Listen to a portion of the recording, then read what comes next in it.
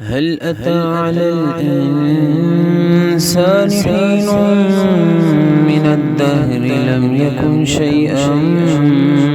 مذكورا إنا خلقنا الإنسان من نطفة أمشاج نبتليه فجعلناه سميعا بصيرا إنا هديناه السبيل إما شاكرا وإما كفورا إنا أعتدنا للكافرين سلاسل وأغلالا وسعيرا إن الأبرار يشربون من كأس كان مزاجها كافورا عينين يشرب بها عباد الله يفجرونها تفجيرا يوفون بالنذر ويخافون يوما كان شره مستطيرا ويطعمون الطعام على حبه مسكينا ويتيما وأسيرا إنما نطعمكم لوجه الله لا نريد منكم جزاء ولا شكورا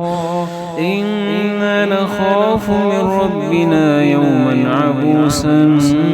قمطريرا فوقاهم الله شر ذلك اليوم ولقاهم نذرة وسرورا وجزاهم بما صبروا جنة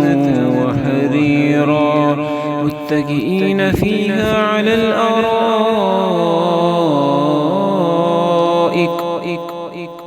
لا يرون فيها شمسا ولا زمهريرا ودانية عليهم ظلالها وذللت قطوفها تذليلا ويطاف عليهم بآنية من فضة وأكواب كانت قوارير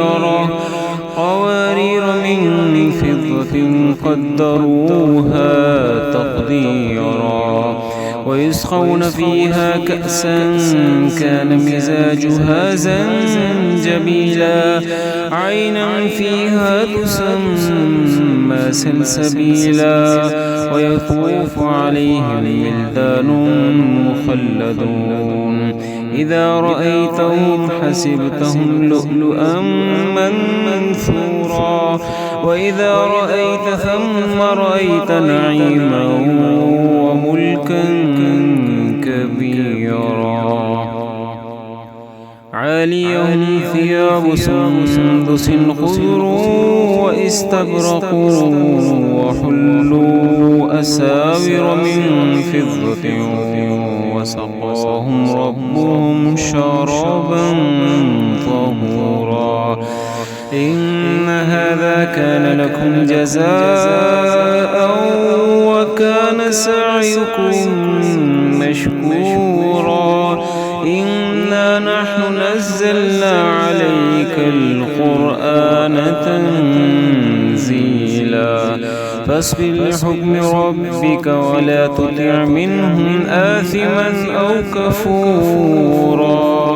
واذكر اسم ربك بكرة وأصيلا ومن الليل فاسجد له وسبحه ليلا طويلا إن هؤلاء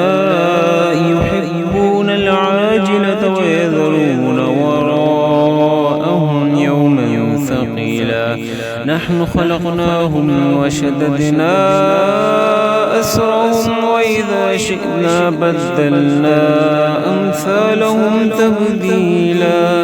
إن هذه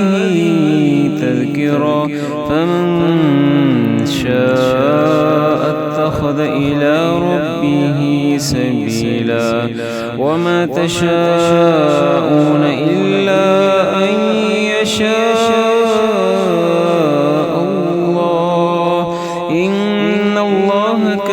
عليما حكيما يدخل من يشاء في رحمته والظالمين أعد لهم عذابا